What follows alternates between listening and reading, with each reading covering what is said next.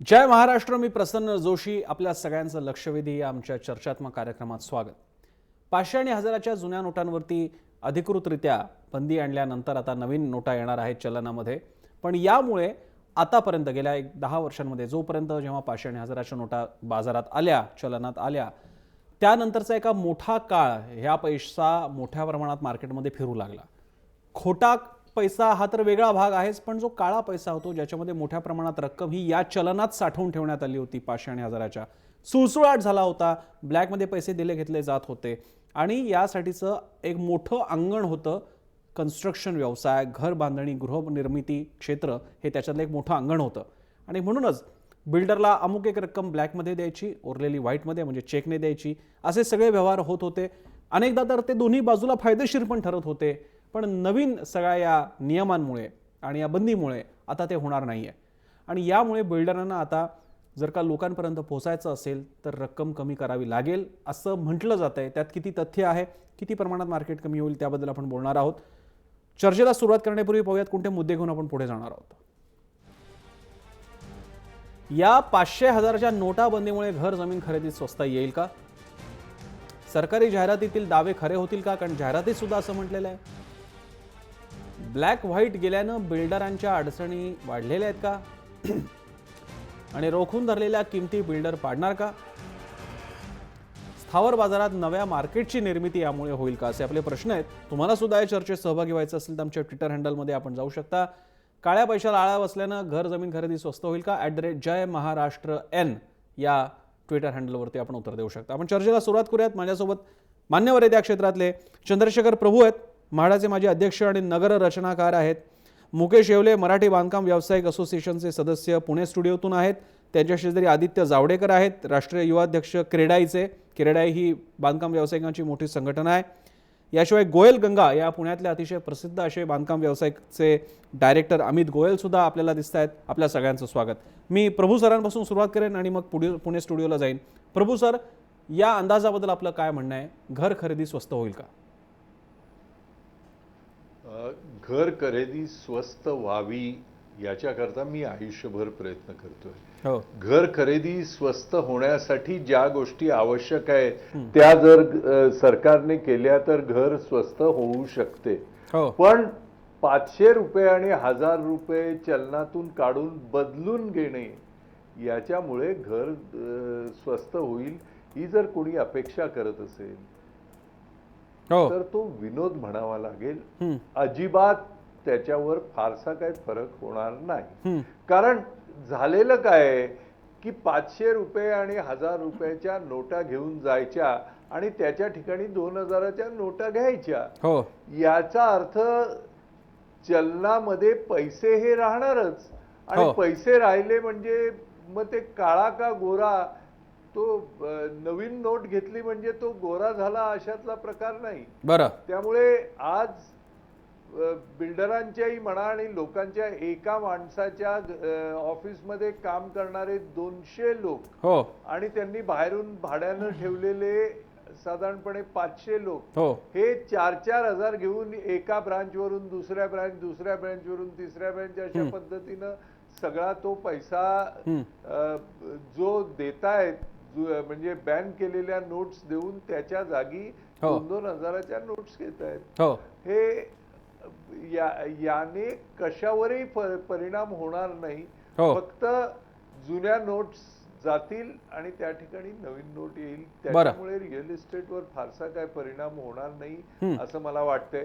वास्तविकपणे दर हे कमी व्हायला पाहिजेत आणि त्याच्याकरता सरकारने निश्चित धोरणं घेतली पाहिजेत. पंतप्रधान मोदींनी ज्या वेळेला म्हटलं की शहरात राहणाऱ्या प्रत्येक व्यक्तीला त्याच्या ऐपतीप्रमाणे घर देऊ, तेव्हा लोकांनी त्यांना वेड्यात काढण्याचा प्रयत्न केला. माझ्यासारख्या माणसांनी सातत्यानं सांगितलं की हे शक्य आहे. आज शहरात राहणाऱ्या प्रत्येक व्यक्तीला त्याच्या ऐपतीप्रमाणे घर देणं शक्य आहे. पण ते करण्याची इच्छा पाहिजे. ती इच्छा काही गेल्या 2-3 वर्षात दिसलेली नाही. तशा पद्धतीची ठोस पावलं दिसलेली नाहीत. ती पावलं घ्यावीत अशी पंतप्रधानांना आम्ही सातत्यानं विनंती घेतोय. पण त्या पावलामध्ये हे केवळ 1000ची नोट आणि 500ची नोट बदलून त्याच्या ठिकाणी 2000ची नोट घेतली तर ही त्याच्याकरता सर्वांना घरे देण्याच्या कार्यक्रमाची ही पावले असू शकत नाही. बरं, ज्यांच्याकडे काळा पैसा आहे त्यांना आज तो काळा पैसा बँकेत टाकायला लागतोय हे खरं आहे. याच्या व्यतिरिक्त त्याच्यामुळे रिअल इस्टेटचे दर कमी होतील किंवा फ्लॅटच्या किमती कमी होतील असं मानणं म्हणजे हास्यास्पद आहे. बरं, ठीक आहे, मानण्याचं कारण ठीक आहे. मी पुण्याला जातो, पुण्याच्या स्टुडिओला जातो प्रभूंचं म्हणणं घेऊन. मी जाईन मुकेश येवलेंपासून सुरुवात करेन. मुकेश येवले जी माझ्यासमोर बातम्या आहेत त्या बातम्यांमध्ये अंदाज असा वर्तवलेला आहे की 20 ते 30% हा फरक पडू शकतो. त्यातल्या टक्केवारीचा भाग कदाचित कमी जास्त होऊ शकतो. पण एक आहे म्हणजे आता एक ओपन सिक्रेट आहे ज्याबद्दल आपण बोलतोय की आतापर्यंत बिल्डरांना एवढ्या जवळपास काही लाख घरं मुंबई पुण्याच्या एकट्या मुंबई पुण्याच्या पट्ट्यामध्ये रिकामी आहेत ती ही ही ही ही होल्ड करता आली ही सगळी संपत्ती ही सगळी घरं. त्याचं कारण म्हणजे पॅरलल इकॉनॉमी. आता या नोटांच्या बंदीमुळे काही फरक पडणार आहे का? मला तसं वाटत नाही. कोणतेही फरक पडणार नाही घराच्या किमतीमध्ये. बरं, कारण फक्त घराच्या किमतीत एकच कारणाने फरक पडू शकेल की जवळजवळ 3 लाख कोटी बँकेमध्ये डिपॉझिट होणार आहेत. त्याची पेनल्टी वगैरे असं टोटल अमाऊंट किती होईल हे आपण आज सांगू नाही शकत. पण याच्याने बँकेला होम लोन स्वस्त करून देता येईल आणि कन्स्ट्रक्शन लोनही स्वस्त करून देता येईल. त्याचा इम्पॅक्ट थोडासा प्राइसवर पडू शकतो. कारण बिल्डरला जर कन्स्ट्रक्शन लोन स्वस्त मिळालं आणि ग्राहकाला होम लोन स्वस्त मिळालं तर नक्कीच थोडाफार फरक पडेल. तेही ह्या लोन स्वस्तमुळे. बरं, कारण कन्स्ट्रक्शन कॉस्ट वगैरे तर ती आहे ती राहतेच आहे. बरं, फक्त ह्या होम लोन स्वस्त आणि कन्स्ट्रक्शन लोन स्वस्तमुळे जो काही इफेक्ट होईल तेवढा इफेक्ट नक्कीच होईल असं मला वाटतं. मी अमित गोयल यांच्याकडे जाईन. अमित गोयलजी, आपण एक मोठ्या चंक असलेल्या बिल्डर्सपैकी एका मोठ्या चंक असलेल्या लोकांबद्दल बोलतोय आपण. त्यांना एवढी रिकामी घरं परवडू शकतात कारण त्यांना स्वतःला सस्टेन करण्यासाठी कुठला तरी इन्कम सोर्स असतो. आता हा जो काही कॅश फ्लो असणारा इन्कम सोर्स होता तो आता त्यांना डिस्क्लोज करावाच लागेल किंवा पूर्णतः काहीतरी त्याची विल्हेवाट लावावी लागेल. आता हा इन्कम सोर्स गेल्यानंतर जो काही उरला तो आहे व्हाईटचा, ज्याच्यातून त्यांना आहे त्या कन्स्ट्रक्शनची कॉस्ट बेअर करायची आहे, रिकामे किंवा नवे तयार करू घातलेले प्रोजेक्ट पूर्ण करायचे आहेत आणि घरं सुद्धा विकायची आहेत आणि घरांच्या किमती मात्र परवडत नाही आहेत. आता या सगळ्या प्रॉब्लेम्समुळे जो मूळ अंदाज व्यक्त केला जातोय तो खरा होईल का? शेवटी कोणीतरी एक आपल्याला हे मान्य करावं लागेल की बिल्डरांना कॉस्ट आहे आणि हे अर्थशास्त्र कुणाच्याच लक्षात येणार नाही की प्रत्येक बिल्डर मोठे मोठे प्रोजेक्ट सुरू करतोय आणि घरं रिकामी राहून तो 5-5 वर्ष होल्ड करतोय. म्हणजे कुठेतरी पॅरलल इकॉनॉमी काम करते हे आपण शेवटी मानणार आहोत की नाही? गोयलजी,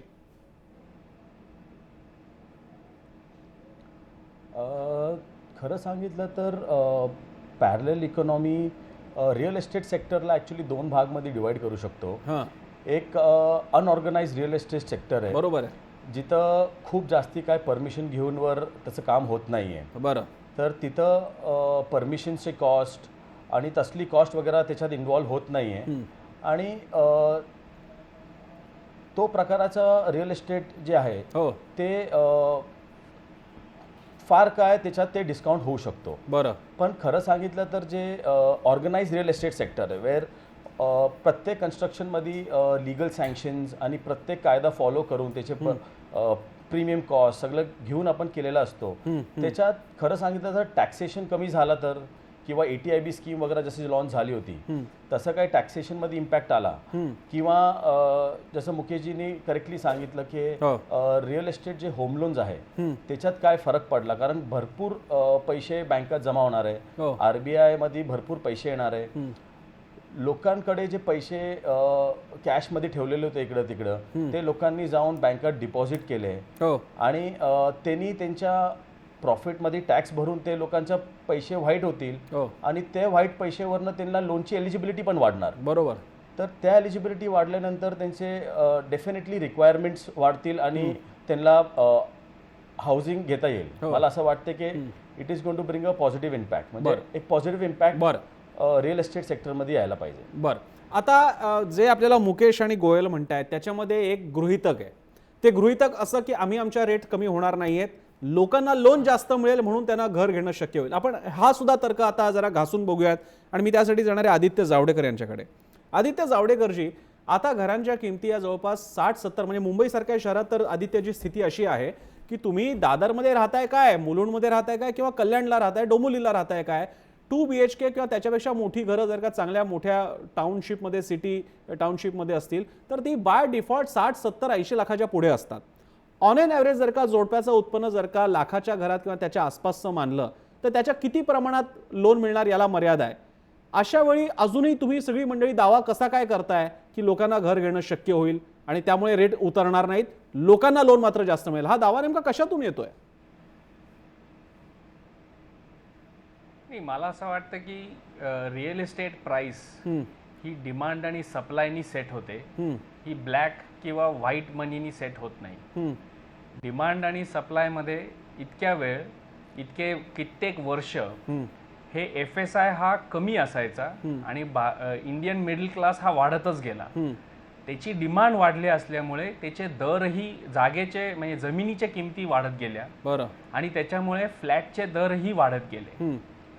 आज गेल्या तुम्ही जर मागच्या 2 वर्षात जर बघितलेलं असेल तर आपल्या राज्य सरकारांनी जे काही धोरणं घेतलेली आहेत FSI वाढवण्यासाठी, FSI वाढवल्याने सप्लाय वाढेल आणि सप्लाय वाढवल्याने ही जी काय इनऑर्गॅनिक रेटची जी काय ग्रोथ झाली मागच्या 10-15 वर्षांमध्ये ती टू सम एक्सटेंड अरेस्ट होईल.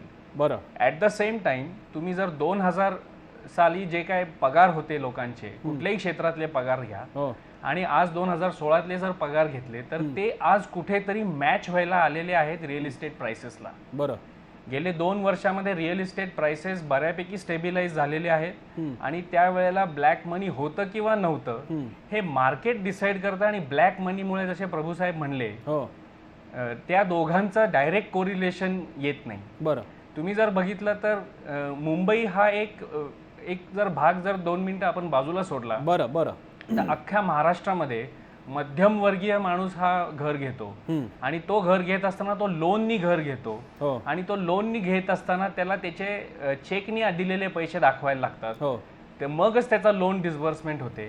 त्याच्यामुळे जे 95% जे रिअल इस्टेट होतं महाराष्ट्रामध्ये हे लार्जली जे ऑर्गनाइज्ड प्लेयर्स जे रिअल इस्टेट करतात ह्याच्यामध्ये जवळजवळ ब्लॅक मनी नसतो. बरं बरं, ठीक आहे. मग मी प्रभूंकडे जाईन. प्रभूजी, म्हणजे मला आता एक मुद्दा तुमच्यापासून सुरू करून या बाकी 3 मान्यवरांकडे न्यायचा आहे. तो मुद्दा असा की जर का आपण चौघही मंडळी जर का म्हणत असाल की या काळ्या पैशावरच्या कारवाईचा आणि घर स्वस्त होण्याचा काही संबंध नाही, तर मग आज सगळ्या पेपरमध्ये येणाऱ्या जाहिराती सरकारच्या याच्यामध्ये हा दावा केला जातोय. प्रभूंशी संपर्क थोडासा तुटला, मी त्यांच्याकडे जाईन परत एकदा, पण मी पुणे स्टुडिओलाच परत जाईन. मी गोयल यांकडेच परत एकदा जातो. गोयलजी, तुम्ही त्या जाहिराती बघितल्या असतील, त्यातला एक सेक्शन असा आहे की गृहनिर्माण क्षेत्रामध्ये किंवा लोकांना घर वगैरे विक्री खरेदीमध्ये त्याचा फायदा होईल. मग या घर घेण्यात फायदा होईल याचं लॉजिक तरी काय?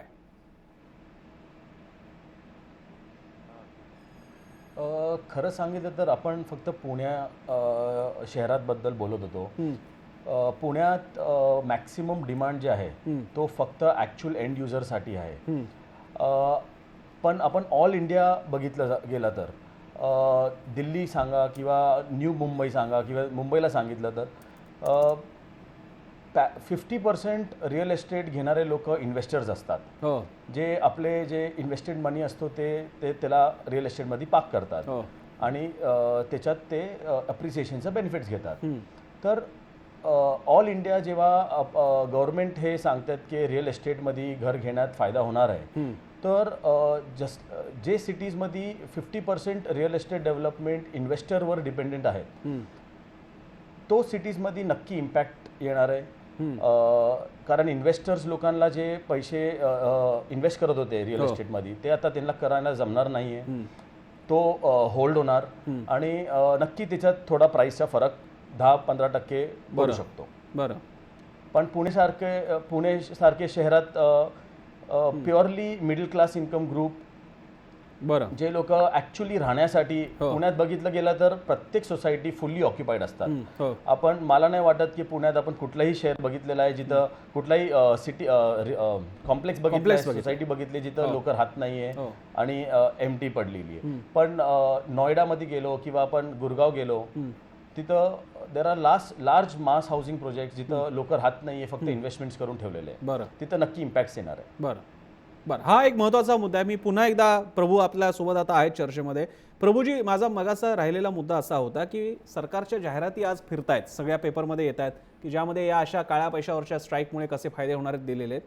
त्या फायद्यांपैकी एक फायदा आहे की गृह खरेदी स्वस्त होईल.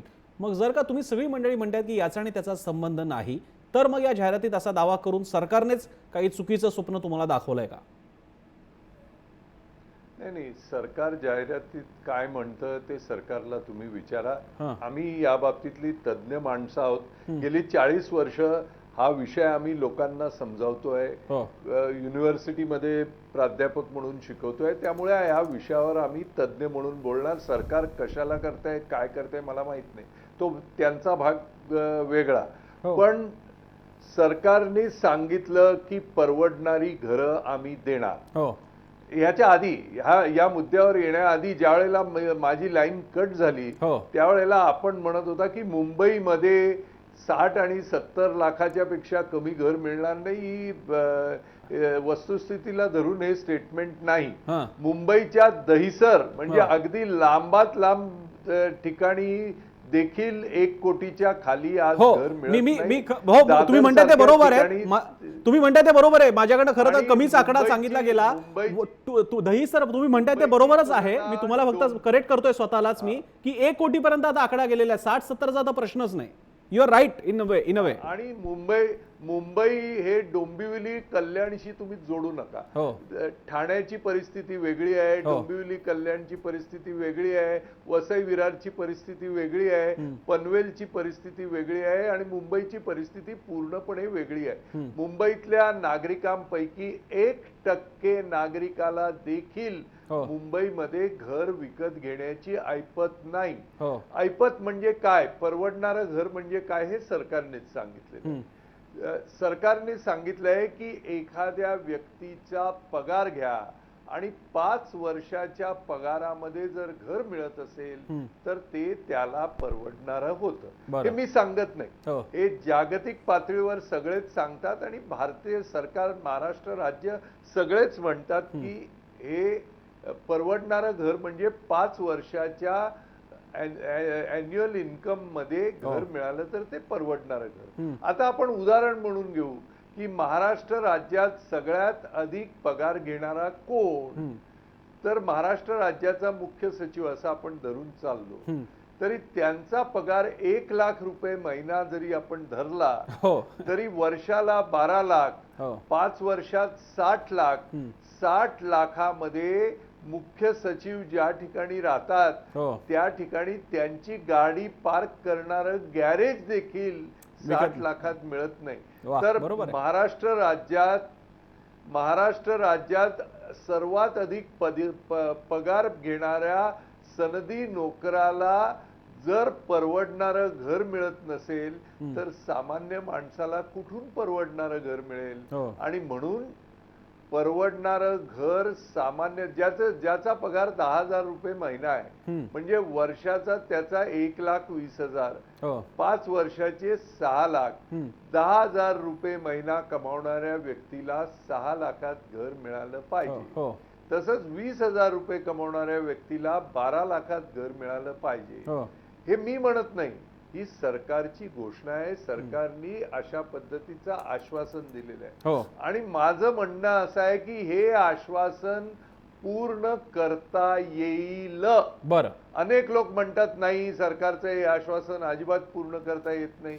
मी म्हणतो हे आश्वासन पूर्ण करता येईल. बरं. मुंबई सारख्या ठिकाणी देखील प्रत्येक व्यक्तीला त्याच्या ऐपतीप्रमाणे घर देणं शक्य आहे. मात्र आता जे चाललेलं आहे त्या पद्धतीनं जर गेलं तर ते होणार नाही. त्याचा वेगळा विचार करावा लागेल, वेगळ्या योजना आखाव्या लागतील, कठीण निर्णय घ्यावे लागतील आणि लोकांच्या सरकारने एका प्रश्नाचं उत्तर दिलं पाहिजे की आम्ही लोकांच्या बाजूने आहोत का बिल्डरांच्या बाजूने आहोत. जर तुम्ही लोकांच्या बाजूने असाल तर लोकांना मदत होईल अशा पद्धतीच्या योजना केल्या तर काम होतं. तुम्ही जर बिल्डर धार्जिणे असाल तर तुम्ही आयुष्यात कधी लोकांना परवडणारी घरं देऊ शकणार नाही, कारण बिल्डर कधी लोकांना परवडणारी घर देण्याच्या धंद्यात पडणार. ठीक आहे, मी हा प्रश्न तुमचा तुम्ही मला सुरूच करून दिलाय. मी हा प्रश्न घेऊन आदित्य जावडेकरांकडे जातो, जे क्रेडाईचे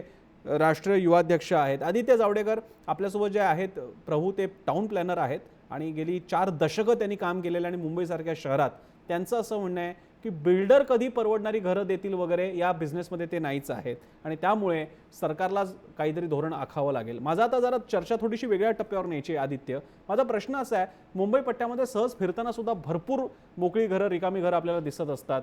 1 BHK 1 रूम किचन हा प्रकार जर जवळपास एक्सटिंक्ट व्हायला लागलेला आहे, अशा वेळी ज्या बिल्डर मंडळींची घरं ज्या मातीपासून आणि ज्या जमिनीवर बनतात ती संपत्ती आपल्या सगळ्यांची, म्हणजे वी ॲज अ नेशन, अशा वेळी त्याच बिल्डरांकडनं आपल्या सर्वसामान्यांनी परवडणारी घरं 1 BHK 1 रूम किचन अपेक्षा ठेवायची नाही का? आणि आदित्य यावर काही उपाय आहे का?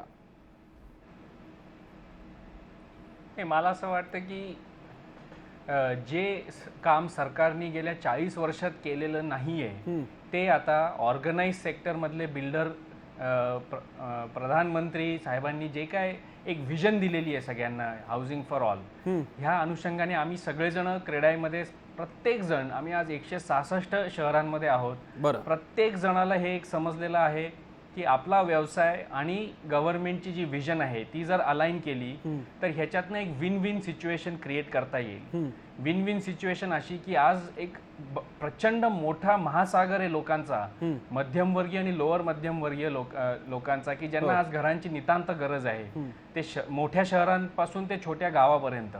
आणि आज ती जर गरज आम्ही सरकार बरोबर जर मिळून जर काम करू शकलो तर आज जे काय 2 कोटी घरं जी सरकार म्हणते जी बांधायला पाहिजे, ही क्रेडाई आणि बाकीचे जे बांधकाम सिरियस बांधकाम व्यावसायिक आहेत हे पूर्णपणे आज आमच्या स्वतःच्या कंपन्यांमध्ये आम्ही पूर्णपणे तयारी केलेली आहे. तुम्हाला मी सांगू इच्छितो की आज अफोर्डेबल हाऊसिंग हा जेव्हा आपण विषय घेतो तर त्याच्यामध्ये साधारणपणे 35% ते 40% ही लँड कॉस्ट जाते, 40% साधारण कन्स्ट्रक्शन कॉस्ट जाते आणि 20% हे आमचे ओव्हरहेड्स आणि प्रॉफिट असतो. आज जो कोण व्यावसायिक अफोर्डेबल हाऊसिंग मध्ये काम करतो तो अतिशय कमी मार्जिन मध्ये काम ह्याच्यासाठी करायला तयार होतो कारण त्याच्यामध्ये व्हॉल्युम्स जास्ती आहेत.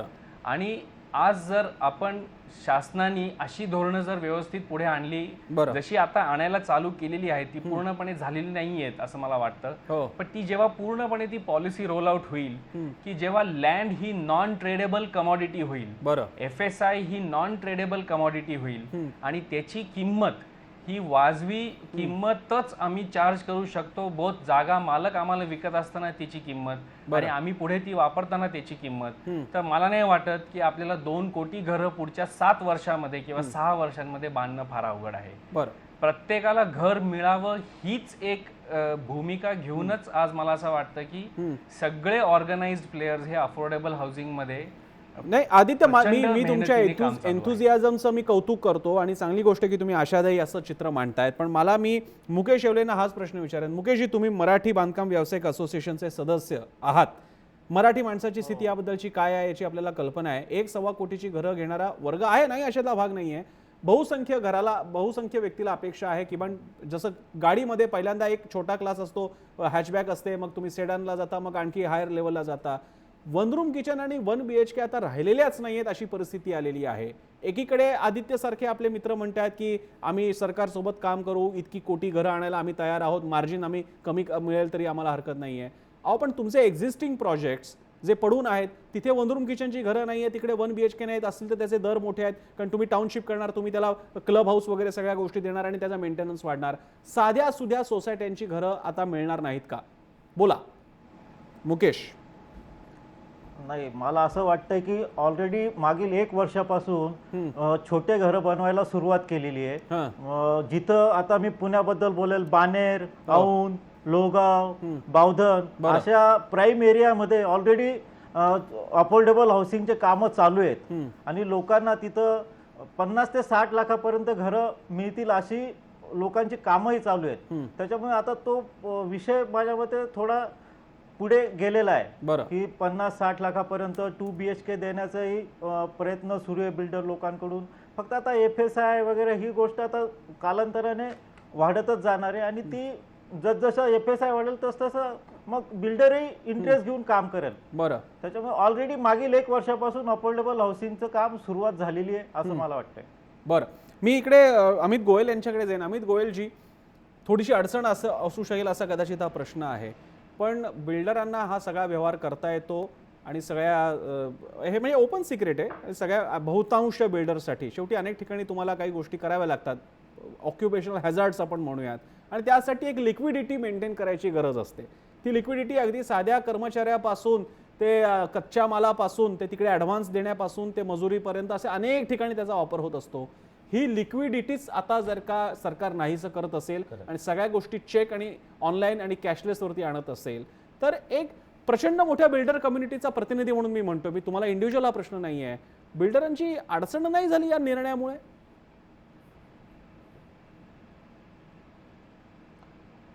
नाही, खरं सांगितलं तर कॅश हे भाग कधी बिल्डरांकडे नच होता, कारण लिक्विडिटी कॅशमुळं होऊ शकत नाही.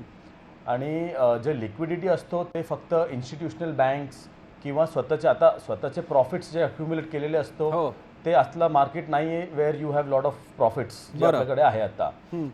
तर बँक इन्स्टिट्यूशनचा सपोर्ट आणि RBIचे रेट्स कमी होऊन त्यांच्या एक्स्ट्रा फायनान्शियल सपोर्ट ह्यांनीच लिक्विडिटी हे मेंटेन होऊ शकतो. आणि राईटली सेड की आता असले मार्केटमध्ये सगळ्यांना आपल्याला ॲडव्हान्स देऊन हे देऊन सगळं सांभाळायला लागतो आणि ते गरजेचं आहे. बट कॅशमुळं ह्याला काय इफेक्ट येऊ शकत नाही खरं सांगितलं तर. बरं, ठीक आहे. मी पुन्हा एकदा चंद्रशेखर प्रभूंकडे जाईन. प्रभूजी, आपण आता चर्चेच्या शेवटच्या सेगमेंटमध्ये आहोत. आता या परिस्थितीचा फायदा घेऊन समजा अफोर्डेबल हाऊसिंग आपल्याला कल्पना खरंच राबवायची असेल तर प्रायव्हेट बिल्डर्स आणि पब्लिक गव्हर्नमेंट यांचं सिंक्रोनायझेशन समोर आणून कशा प्रकारे इम्प्लिमेंट होऊ शकतं? खरंच अफोर्डेबल हाऊसिंग शक्य आहे का? तुम्ही जे म्हणाला की शक्य आहे, ते कसं शक्य आहे? शक्य आहे, पण तुमच्यासारख्या लोकांनी देखील गृहनिर्माण थोडासा समजून घेतला पाहिजे. मुंबईचा गृहनिर्माण हा ठाणे, डोंबिवली, पनवेल, वसईशी तुलना करता येत नाही. बरं. ठाणे, वसई, डोंबिवलीची तुलना पुण्याशी करता येत नाही. बरं. पुण्याची तुलना नाशिकशी करता येत नाही आणि पुणे नाशिकची तुलना नागपूर सारख्या ठिकाणी, अमरावती सारख्या ठिकाणी करता येत नाही. या वेगवेगळ्या याचे वेगवेगळे प्रश्न आहेत, वेगवेगळ्या पद्धतीनं ते हाताळले पाहिजेत. त्यामुळे वन पॉलिसी फिट्स ऑल म्हटलं तर तुम्ही राज्याची वाट लावा.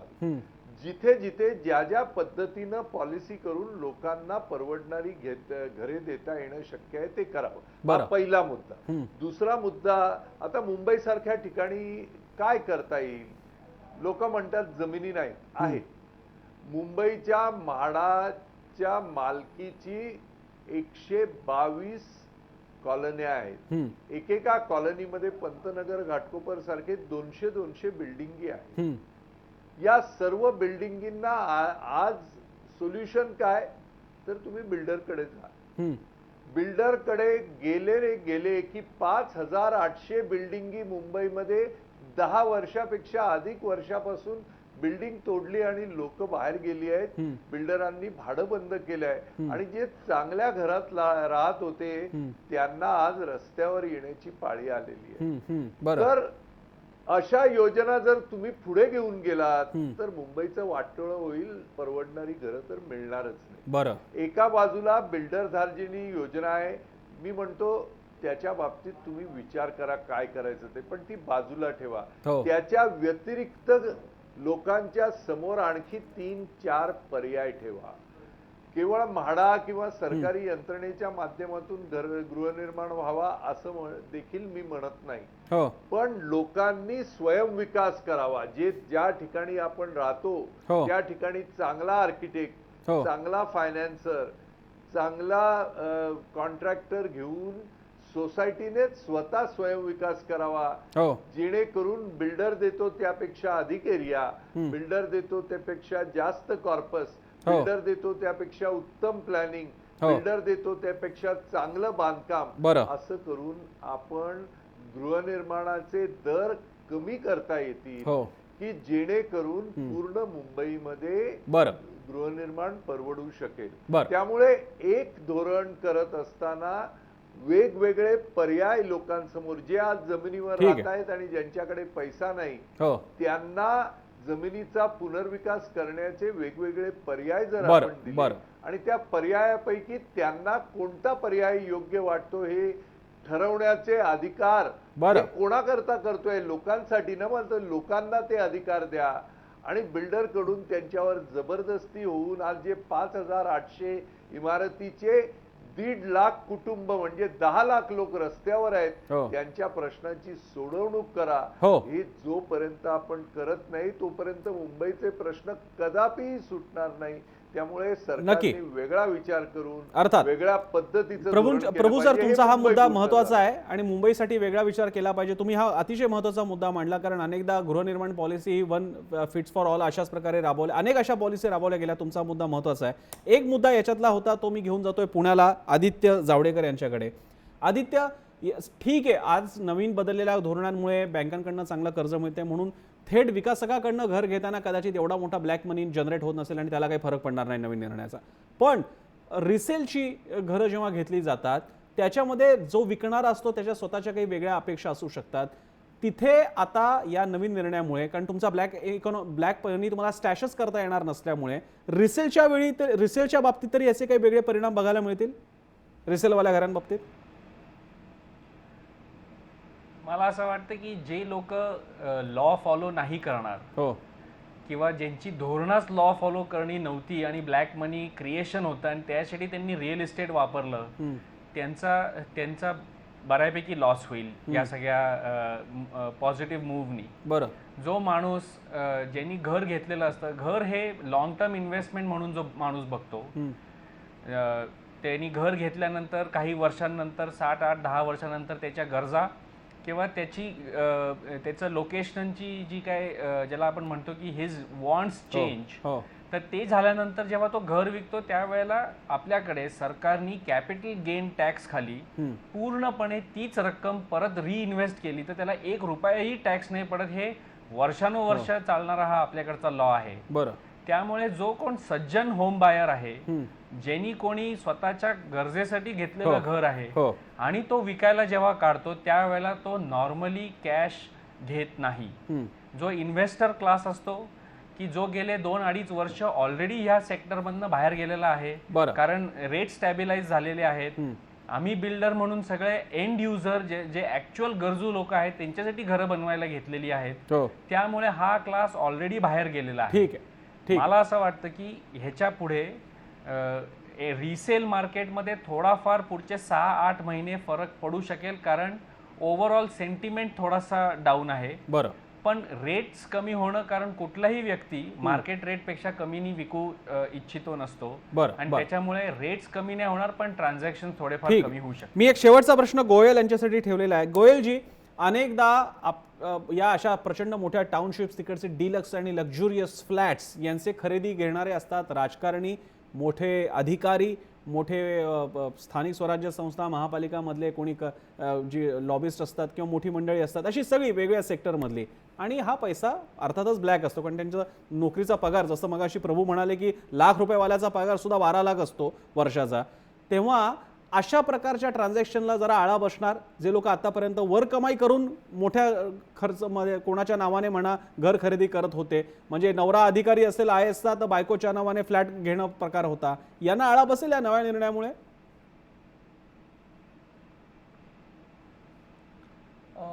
खरं सांगितलं तर आत्ता आपण रेडी रेकनर रेट एकदा पाहिला की ते ऑलमोस्ट आता जे काय आपला 10-15% रिअल एस्टेटचे प्राइसेस ऑलरेडी कमी झालेले आहे, त्याला ते ऑलमोस्ट मॅच होतात.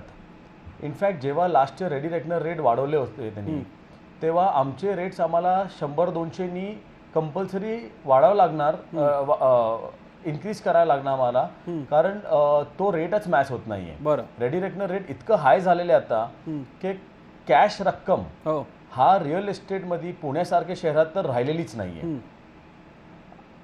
आणि जे लोक इन्व्हेस्ट करतात आणि ते घेतात हे अपार्टमेंट्स, तो क्लिअरली त्यांचे जे कमवलेले पैसे असतात ते पैसे टाकून बँकाकडनं लोन घेऊन ते लोननीच हे फ्लॅट घेऊ शकतात. बरं. कारण खरं सांगितलं तर विदाऊट बँक लोन घर घेणं इम्पॉसिबल आहे आता. बरं. लोकांकडे एवढी रक्कम जमा होणं शक्यच नाही आणि रेडी रेकनर खाली एग्रीमेंट होऊ शकत नाही आणि म्हणून त्याच्यात कॅश हे मुद्दा ॲक्च्युली वाईपआउट झालेला आहे. बरं. रिअल एस्टेट सेक्टरमध्ये. कार्यक्रमाच्या शेवटी आपल्याला सध्या तरी आपण आशा बाळगू शकतो की कदाचित थेट काळ्या पैशावरच्या कारवाईमुळे बिल्डरच्या घरांचे दर कमी होतील अशी परिस्थिती बाळगण्यासारखी परिस्थिती नाहीये. कारण घरं मुळातच तुम्हाला लोनने घ्यावी लागतात, त्याच्यात तो पैसा द्यावाच लागतो तुम्हाला. त्यामुळे अशी काही अपेक्षा बाळगणं की ब्लॅकने थोडा पैसा दिला आणि याच्यात या व्यवहारावरती काही फरक पडेल, तर सध्या तसं चित्र दिसत नाहीये. पण त्याच वेळी या निमित्तानं चर्चा जर का सुरू होत असेल तर अफोर्डेबल हाऊसिंग जर का या निमित्तानं जर का पुढे जाणार असेल, वेगळ्या काही आर्थिक धोरणांमुळे लोकांकडे पैसा राहणार असेल, तर काही परिणाम या बाबतीत होऊ शकतो का? एक प्रचंड मोठी अशी लोकसंख्या आहे की ज्यांच्याकडे पैसे नाहीच आहेत अशातला भाग नाही, पैसे ते देऊ शकतात, पण अगदीच 70-80-1 कोटीपर्यंतची त्यांची उडी नसेल, पण ज्यांना ते एवढं शक्य आहे, त्याच्या खाली थोडंफार खाली शक्य आहे, त्यांना जर का घरं मिळू शकली तर काहीतरी परिणाम चांगला होऊ शकतो. सरकार जर का जनवादी सरकार असेल तर त्यांनी हे असे परिणाम घडवून आणले पाहिजेत. आपण लोकांना सुद्धा प्रश्न विचारला होता. आपला सुरुवातीला प्रश्न होता, काळ्या पैशाला आळा बसल्यानं घर जमीन खरेदी स्वस्त होईल का? लोकांना काय वाटतंय आपण स्क्रीनवरती पाहू शकता. तुमच्या लोकांनी काय मत दिलेलं आहे ते. 57% लोकांना वाटतंय की घर खरेदी स्वस्त होईल. अर्थात आपल्या मान्यवर सगळ्या बांधकाम व्यावसायिक आणि प्रभू सरांचं मात्र असं मत नाही आहे. पण ठीक आहे, जर का विशफुल थिंकिंगने या गोष्टी प्रत्यक्षात येत असतील तर आपण त्याचं स्वागत करूयात. सध्या तरी मी चंद्रशेखर प्रभू, मुकेश येवले, आदित्य जावडेकर, अमित गोयल यांचे आभार मानतो. चर्चेमध्ये इथेच थांबूयात. जय महाराष्ट्र.